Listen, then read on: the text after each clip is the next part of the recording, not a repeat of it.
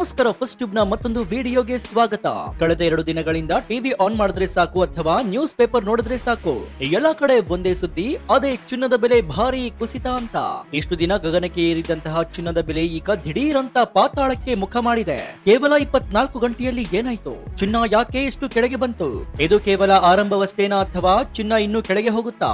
ಈ ಕುಸಿತದ ಹಿಂದೆ ಅಮೆರಿಕಾದ ಡೊನಾಲ್ಡ್ ಟ್ರಂಪ್ ಆಡಿದ ಆ ಒಂದು ಚದುರಂಗದಾಟ ಏನು? ಹಾಗಾದ್ರೆ ಈಗ ಚಿನ್ನವನ್ನ ಖರೀದಿ ಮಾಡಬಹುದಾ? ಮುಂದಿನ ದಿನಗಳಲ್ಲಿ ಇದಕ್ಕಿಂತಲೂ ಕಡಿಮೆಯಾಗುತ್ತಾ ಚಿನ್ನದ ರೇಟ್? ಹಾಗಾದ್ರೆ ಯಾವಾಗ ಚಿನ್ನವನ್ನ ಕೊಡಬೇಕು? ಈ ಎಲ್ಲಾ ಮಾಹಿತಿಯನ್ನ ಇವತ್ತಿನ ಈ ವಿಡಿಯೋದಲ್ಲಿ ನೋಡೋಣ. ಆದ್ರೆ ಅದಕ್ಕೂ ಮುನ್ನ ನಿಮ್ಗೆ ಏನ್ಸುತ್ತೆ? ಗೋಲ್ಡ್ ರೇಟ್ ಇನ್ನೂ ಕೂಡ ಕಡಿಮೆಯಾಗಬೇಕು ಅಂತ ನಿಮ್ಗನ್ಸಿದ್ರೆ ಎಸ್ ಅಂತ ಕಮೆಂಟ್ ಮಾಡಿ ಹಾಗೂ ವಿಡಿಯೋಗೆ ಲೈಕ್ ಕೊಡಿ. ಮೊದಲಿಗೆ ನಾವು ಮಾರ್ಕೆಟ್ ಅಲ್ಲಿ ಏನಾಗ್ತಿದೆ ಅಂತ ಅಂಕಿಅಂಶಗಳ ಸಮೇತ ನೋಡೋಣ. ಅಂತಾರಾಷ್ಟ್ರೀಯ ಮಾರುಕಟ್ಟೆಯಲ್ಲಿ ಚಿನ್ನದ ಬೆಲೆ ಪ್ರತಿ ಔನ್ಸ್ಗೆ ಸರಿಸುಮಾರು 11.4% ನಷ್ಟು ಇಳಿಕೆಯಾಗಿದೆ. ಇದು ಸಣ್ಣ ವಿಚಾರ ಅಲ್ವೇ ಅಲ್ಲ. ಇನ್ನು ಬೆಳ್ಳಿಯ ಕಥೆ ಕೇಳಲೇಬೇಡಿ. ಬೆಳ್ಳಿ ಬರೋಬ್ಬರಿ 18% ನಷ್ಟು ಕುಸಿತ ಕಂಡಿದೆ. ನಮ್ಮ ಭಾರತೀಯ ಮಾರುಕಟ್ಟೆ ಅಂದ್ರೆ MCX ಬಗ್ಗೆ ಹೇಳೋದಾದ್ರೆ 10 ಗ್ರಾಂ ಚಿನ್ನಕ್ಕೆ ಬರೋಬ್ಬರಿ 11,000 ರೂಪಾಯಿ ಇಳಿಕೆಯಾಗಿದೆ. ಹಾಗೆ ಬೆಳ್ಳಿ 1 ಕೆಜಿಗೆ ಸರಿಸುಮಾರು 54,000 ರೂಪಾಯಿಗಳಷ್ಟು ಕಡಿಮೆಯಾಗಿದೆ. ಲಕ್ಷಾಂತರ ರೂಪಾಯಿ ಕೊಟ್ಟು ಚಿನ್ನ ತಂದವರಿಗೆ ಇದು ಶಾಕ್ ಕೊಟ್ಟಿರಬಹುದು, ಆದರೆ ಹೊಸದಾಗಿ ಖರೀದಿಸುವವರಿಗೆ ಇದು ಹಬ್ಬದ ಸುದ್ದಿ. ಈಗ ನಾವು ಅಸಲಿ ವಿಚಾರಕ್ಕೆ ಬರೋದಾದ್ರೆ ಯಾಕೆ ಹೀಗಾಯ್ತು? ಇದರ ಹಿಂದೆ ಇರೋ ಆ ಮಾಸ್ಟರ್ ಮೈಂಡ್ ಯಾರು? ಅಲ್ಲಿಗೆ ಹೋಗ್ಬೇಕಂದ್ರೆ ನಾವು ಅಮೆರಿಕಕ್ಕೆ ಹೋಗ್ಬೇಕಾಗತ್ತೆ. ಅಮೆರಿಕಾದ ಅಧ್ಯಕ್ಷ ಡೊನಾಲ್ಡ್ ಟ್ರಂಪ್ ಅವರು ತಗೊಂಡಂತಹ ಒಂದು ನಿರ್ಧಾರ ಇಡೀ ವಿಶ್ವ ಮಾರುಕಟ್ಟೆಯನ್ನೇ ನಡಗಿಸ್ಬಿಟ್ಟಿದೆ. ಅವರು ಅಮೆರಿಕಾದ ಫೆಡರಲ್ ರಿಸರ್ವ್ ಅಂದ್ರೆ ನಮ್ಮ ದೇಶದ RBI ಇದ್ದಂತೆ ಅದರ ಮುಖ್ಯಸ್ಥರ ಸ್ಥಾನಕ್ಕೆ ಕೆವಿನ್ ವಾರ್ಷ್ ಎನ್ನುವವರನ್ನ ನೇಮಿಸಲು ಮುಂದಾಗಿದ್ದಾರೆ. ಈಗ ನೀವು ಕೇಳಬಹುದು, ಈ ಕೆವಿನ್ ವಾರ್ಷ್ ಬಂದ್ರೆ ನಮ್ಗೇನ್ ಲಾಭ ಅಥವಾ ನಷ್ಟ ಅಂತ. ಸ್ನೇಹಿತರೆ, ಕೆವಿನ್ ವಾರ್ಷ್ ಅವರನ್ನ ಮಾರುಕಟ್ಟೆ ಲೋಕದಲ್ಲಿ ಆಕಿಶ್ ಅಂತ ಕರೆಯಲಾಗುತ್ತೆ. ಇವರು ಇಂಟ್ರೆಸ್ಟ್ ರೇಟ್ ಅಂದ್ರೆ ಬಡ್ಡಿ ದರವನ್ನ ಸುಲಭವಾಗಿ ಕಡಿಮೆ ಮಾಡುವವರಲ್ಲ. ಇವರು ಹಣದುಬ್ಬರ ಅಥವಾ ಇನ್ಫ್ಲೇಷನ್ ನಿಯಂತ್ರಿಸಲು ತುಂಬಾನೇ ಕಠಿಣ ಕ್ರಮವನ್ನ ತಗೊಳ್ತಾರೆ.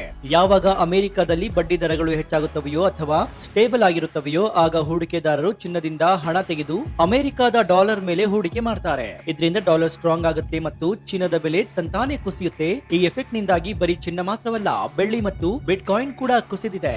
ಚಿನ್ನದ ಬೆಲೆ ಇಳಿಯಲು ಬರೀ ಅಮೆರಿಕ ಅಷ್ಟೇ ಕಾರಣವಲ್ಲ, ನಮ್ಮ ಪಕ್ಕದ ದೇಶ ಚೀನಾ ಕೂಡ ಇದಕ್ಕೆ ಸಾಥ್ ಕೊಟ್ಟಿದೆ. ಚೀನಾ ವಿಶ್ವದಲ್ಲೇ ಚಿನ್ನವನ್ನ ಅತಿ ಹೆಚ್ಚು ಖರೀದಿ ಮಾಡುವಂತಹ ದೇಶದಲ್ಲಿ ಒಂದು. ಆದ್ರೆ ಇತ್ತೀಚೆಗೆ ಚೀನಾ ಸರ್ಕಾರ ತನ್ನ ದೇಶದ ಹೂಡಿಕೆದಾರರಿಗೆ ಕೆಲವು ಕಠಿಣ ನಿಯಮಗಳನ್ನ ಜಾರಿ ತಂದಿದೆ. ಅವರು ಚಿನ್ನದ ಮೇಲಿನ ಹೂಡಿಕೆಗೆ ಬ್ರೇಕ್ ಹಾಕ್ತಾ ಇದ್ದಾರೆ. ಇದರಿಂದ ಜಾಗತಿಕವಾಗಿ ಚಿನ್ನಕ್ಕೆ ಇದ್ದಂತಹ ಡಿಮ್ಯಾಂಡ್ ಸ್ವಲ್ಪ ಕಡಿಮೆಯಾಗಿದೆ. ಡಿಮ್ಯಾಂಡ್ ಕಡಿಮೆ ಆಯ್ತು ಅಂತಂದ್ರೆ ಬೆಲೆ ಏನಾಗುತ್ತೆ? ಆಟೋಮೆಟಿಕ್ ಆಗಿ ಕೆಳಗೆ ಬೀಳುತ್ತೆ. ಇದೇ ಈಗ ಆಗ್ತಾ ಇರೋದು. ಈಗ ಎಲ್ಲರ ಮನಸ್ಸಿನಲ್ಲಿರೋ ದೊಡ್ಡ ಪ್ರಶ್ನೆ ಏನಂದ್ರೆ, ಚಿನ್ನ ಇನ್ನು ಮಣ್ಣು ಪಾಲಾಗುತ್ತಾ? ಅಯ್ಯೋ, ನನ್ನ ಹತ್ರ ಇರೋ ಚಿನ್ನದ ಬೆಲೆ ಇನ್ನೂ ಕೂಡ ಇಳಿದು ಹೋಗುತ್ತಾ ಅಂತ ಭಯ ಪಡಬೇಡಿ. ತಜ್ಞರ ಪ್ರಕಾರ ಇದು ಕೇವಲ ಹೆಲ್ಡ್ ಕರೆಕ್ಷನ್ ಅಷ್ಟೇ. ನೋಡಿ ಸ್ನೇಹಿತರೆ, ಯಾವುದೇ ವಸ್ತು ಮಾರುಕಟ್ಟೆಯಲ್ಲಿ ಒಂದೇ ಸಮನೆ ಮೇಲೆ ಹೋಗೋದಕ್ಕೆ ಸಾಧ್ಯವಿಲ್ಲ.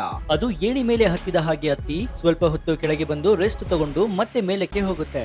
ಇಷ್ಟು ದಿನ ಚಿನ್ನ ಅತಿಯಾಗಿ ಬೆಲೆ ಏರಿತು. ಈಗ ಅದು ತನ್ನ ನೈಜ ಬೆಲೆಗೆ ವಾಪಸ್ ಬರ್ತಾ ಇದೆ. ಮುಂದಿನ ದಿನಗಳಲ್ಲಿ ಯುದ್ಧ ಭೀತಿ ಅಂದ್ರೆ ಜಿಯೋ ಪೊಲಿಟಿಕಲ್ ಟೆನ್ಷನ್ ಇನ್ನೂ ಕೂಡ ಮುಗ್ದಿಲ್ಲ. ಹಾಗೆಯೇ ಕೈಗಾರಿಕೆಗಳಲ್ಲಿ ಬೆಳ್ಳಿಯ ಅವಶ್ಯಕತೆ ತುಂಬಾನೇ ಇದೆ. ಸೊ ನನ್ನ ಅನಿಸಿಕೆ ಪ್ರಕಾರ ಇದೊಂದು ಸುವರ್ಣ ಅವಕಾಶ. ಬೆಲೆ ಸ್ವಲ್ಪ ಇಳಿದಾಗ ನಾವು ಖರೀದಿಸಿದ್ರೆ ಮುಂದಿನ 1-2 ವರ್ಷಗಳಲ್ಲಿ ಇದು ಮತ್ತೆ ಹೊಸ ದಾಖಲೆ ಬರೆಯೋದ್ರಲ್ಲಿ ಅನುಮಾನವಿಲ್ಲ. ಏನೋ ಈಗ ಚಿನ್ನದ ಬೆಲೆ ಇಳಿದ ತಕ್ಷಣ ನಾವೆಲ್ಲ ಗಾಬರಿ ಆಗ್ತಾ ಇದೀವಿ ಅಲ್ವಾ? ಆದ್ರೆ ಸ್ವಲ್ಪ ಇತಿಹಾಸವನ್ನ ತಿರುಗಿ ನೋಡೋಣ. ಚಿನ್ನದ ಬೆಲೆ ಹೀಗೆ ದಿಢೀರಂತ ಕುಸಿದಿರೋದು ಇದೇ ಮೊದಲೇನಲ್ಲ. 2013ರ ಆಸುಪಾಸಿನಲ್ಲಿ ಚಿನ್ನದ ಬೆಲೆ ಇದೇ ರೀತಿ ದೊಡ್ಡ ಮಟ್ಟದ ಕುಸಿತ ಕಂಡಿತ್ತು. ಅಂದು ಕೂಡ ಜನ ಇನ್ನು ಚಿನ್ನದ ಕಾಲ ಮುಗಿಯಿತು, ಬೆಲೆ ಇನ್ನು ಏರೋದಿಲ್ಲ ಅಂತ ಅನ್ಕೊಂಡಿದ್ರು. ಆದ್ರೆ ಅಲ್ಲಿಂದ ಇಲ್ಲಿಯವರೆಗೆ ಚಿನ್ನ ಕೊಟ್ಟಿರುವಂತಹ ರಿಟರ್ನ್ಸ್ ನೋಡಿ, 10 ವರ್ಷಗಳ ಹಿಂದೆ ಇದ್ದಂತಹ ಬೆಲೆಗೂ ಹಾಗೂ ಹಿಂದಿನ ಬೆಲೆಗೂ ಆಕಾಶ ವ್ಯತ್ಯಾಸವಿದೆ. ಅಂದ್ರೆ ಚಿನ್ನ ಯಾವತ್ತೂ ಕೂಡ ಸೋಲೋದಿಲ್ಲ, ಅದು ಕೇವಲ ವಿಶ್ರಾಂತಿ ಪಡೆಯುತ್ತೆ ಅಷ್ಟೇ. ಇನ್ನು ಬೆಲೆ ಕುಸಿದಾಗ ಹೊಸ ಹೂಡಿಕೆದಾರರು ಈ 3 ತಪ್ಪುಗಳನ್ನ ಮಾಡ್ತಾರೆ. ನೀವು ಕೂಡ ಇದನ್ನ ಮಾಡಬೇಡಿ. ಅದರಲ್ಲಿ ಮೊದಲ ತಪ್ಪು ಪ್ಯಾನಿಕ್ ಸೇಲಿಂಗ್. ಬೆಲೆ ಇಳಿತಾ ಇದೆ ಅಂತ ಎದುರಿ ತಮ್ಮ ಹತ್ತಿರ ಇರುವಂತಹ ಚಿನ್ನವನ್ನ ನಷ್ಟಕ್ಕೆ ಮಾರೋದು. ನೆನ್ಪಿಡಿ, ನೀವು ಮಾರದ ಹೊರತು ಅದು ನಷ್ಟವಲ್ಲ. ಬೆಲೆ ಮತ್ತೆ ಏರಿದಾಗ ಅದೇ ಚಿನ್ನ ನಿಮಗೆ ಲಾಭ ತಂದುಕೊಡುತ್ತೆ.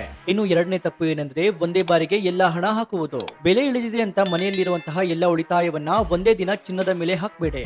ಯಾಕಂದ್ರೆ ಮಾರುಕಟ್ಟೆ ನಾಳೆ ಇನ್ನೂ ಕೂಡ ಸ್ವಲ್ಪ ಕೆಳಗೆ ಹೋಗಬಹುದು. ಆಗ ನಿಮ್ಮ ಹತ್ರ ಹಣ ಇಲ್ದಿರಬಹುದು. ಅದಕ್ಕೆ ನಾನು ಆಗ್ಲೇ ಹೇಳದಂತೆ ಹಂತ ಹಂತವಾಗಿ ಹೂಡಿಕೆ ಮಾಡಿ. ಇನ್ನು ಮೂರನೇ ತಪ್ಪು ಏನಂದ್ರೆ ಬೆಳ್ಳಿಯ ಬಗ್ಗೆ ನಿರ್ಲಕ್ಷ್ಯ. ನಾವು ಬರೀ ಚಿನ್ನದ ಬೆಲೆಯನ್ನ ನೋಡ್ತಾ ಇದ್ದೇವೆ, ಆದ್ರೆ ಬೆಳ್ಳಿ 18% ಕುಸಿತವಾಗಿದೆ ಅಂತಂದ್ರೆ ಹೂಡಿಕೆಗೆ ಅಲ್ಲಿ ದೊಡ್ಡ ಅವಕಾಶವಿದೆ. ಇಂಡಸ್ಟ್ರಿಯಲ್ ಕ್ಷೇತ್ರದಲ್ಲಿ ಬೆಳ್ಳಿಯ ಬೇಡಿಕೆ ಹೆಚ್ಚುತ್ತಲೇ ಇರೋದ್ರಿಂದ ದೀರ್ಘಕಾಲದಲ್ಲಿ ಬೆಳ್ಳಿ ಚಿನ್ನಕ್ಕಿಂತ ಹೆಚ್ಚಿನ ಲಾಭವನ್ನ ನೀಡುವ ಸಾಧ್ಯತೆ ಇದೆ. ಸೊ ಸ್ನೇಹಿತರೆ, ಈ ಬೆಲೆ ಕುಸಿತವನ್ನ ಕಂಡು ಭಯ ಪಡುವ ಬದಲು ಇದನ್ನೊಂದು ಅವಕಾಶವಾಗಿ ಬಳಸಿಕೊಳ್ಳಿ. ನಿಮ್ಮ ಪೋರ್ಟ್ಫೋಲಿಯೋದಲ್ಲಿ ಕನಿಷ್ಠ 10-15% ನಷ್ಟು ಚಿನ್ನ ಇರುವುದು ನಿಮ್ಮ ಆರ್ಥಿಕ ಭದ್ರತೆಗೆ ಒಳ್ಳೆಯದು. ಅಲ್ಲದೆ ಈಗ ಬೆಲೆ ಕಡಿಮೆಯಾಗಿದೆ ಅಲ್ವಾ, ಹೋಗಿ ಒಂದಷ್ಟು ಒಡವೆ ಮಾಡಿಸಬಹುದಲ್ಲ ಅಂತ ಕೇಳಬೇಡಿ. ಹೂಡಿಕೆ ದೃಷ್ಟಿಯಿಂದ ನೋಡಿದ್ರೆ ಆಭರಣ ಮಾಡಿಸುವುದು ಅಷ್ಟು ಬುದ್ಧಿವಂತಿಕೆಯಲ್ಲ. ಯಾಕಂದ್ರೆ ಮೇಕಿಂಗ್ ಚಾರ್ಜ್, ನೀವು ಒಡವೆ ಮಾಡಿಸಿದರೆ ಅಲ್ಲಿ 10-20% ವರೆಗೆ ಮೇಕಿಂಗ್ ಚಾರ್ಜಸ್ ಮತ್ತು ವೇಸ್ಟೇಜ್ ಹೋಗುತ್ತೆ. ನೀವು ಮಾರುವಾಗ ಆ ಹಣ ವಾಪಸ್ ಬರೋದಿಲ್ಲ.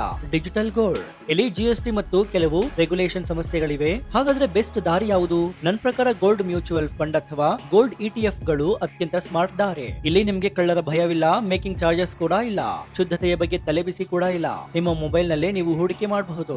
ಕೊನೆಯದಾಗಿ ಹೇಳೋದಾದ್ರೆ, ಮಾರುಕಟ್ಟೆ ಬೆಲೆ ಇಳಿದಾಗ ಗಾಬರಿಯಾಗಿ ನಿಮ್ಮ ಹತ್ರ ಇರೋದನ್ನ ಮಾರಾಟ ಮಾಡಬೇಡಿ. ಹೂಡಿಕೆ ಅನ್ನೋದು ಲಾಂಗ್ ಟರ್ಮ್ ಗೆ. ಒಂದು ನೆನ್ಪಿಡಿ, ಸಾಲ ಮಾಡಿ ಯಾವತ್ತೂ ಕೂಡ ಹೂಡಿಕೆಯನ್ನ ಮಾಡಬೇಡಿ. ಅತ್ಯುತ್ತಮ ವಿಧಾನ ಅಂದ್ರೆ SIP, ಅಂದ್ರೆ ಪ್ರತಿ ತಿಂಗಳು ಒಂದು ಸಣ್ಣ ಮೊತ್ತದ ಹಣವನ್ನ ಚಿನ್ನದ ಮೇಲೆ ಹೂಡಿಕೆ ಮಾಡ್ತಾ ಹೋಗಿ. ಆಗ ಬೆಲೆ ಹೆಚ್ಚಾದಾಗಲೂ ಕೂಡ ನಿಮಗೆ ಲಾಭ ಇರುತ್ತೆ, ಇಳಿದಾಗಲೂ ಹೆಚ್ಚು ಯೂನಿಟ್ ಸಿಗುತ್ತೆ.